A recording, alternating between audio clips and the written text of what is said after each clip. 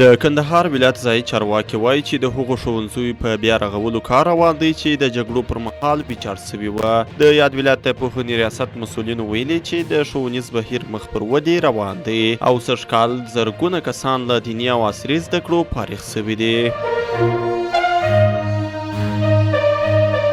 د صنعت او سوداګرۍ سرپرست وزیر نن په یوه غونډه کې له نړیوال بانک او نورو ادارو وغوښتل چې د هغو پروژو د بشپړولو په برخه کې همکاري وکړي چې 80% کارونه یې سرته رسېدلي او ساتنې ته اړتیا لري. نوموړي وویل چې که نیمګړې پروژې بشپړې نسي بیرته له منځه ځي او لږ لګښت نه کولو له امله میلیونونه ډالر زیان اړوي.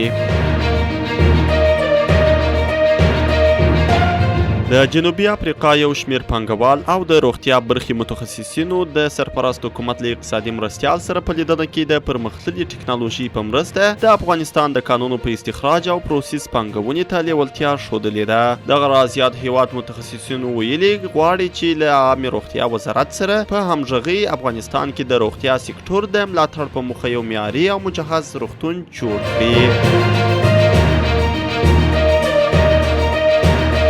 د افغانستان د کرکټ ملي لوبډله د 8 غوره لوبډلو پړاو کې خپله درېیمه لوبه له بنګلادیش سره ترسره کوي. د افغانستان کرکټ ملي لوبډله به سبا د سې شنبې په ورځ سهار په 5 بجو بنګلادیش پر وړاندې د لوبې ډګر ته کښته کیږي. دغه سیالۍ به د ویسټ انډیز اړوند د کینګز ټاون ښار په ارنوسویل لوبغاړي کې ترسره سي.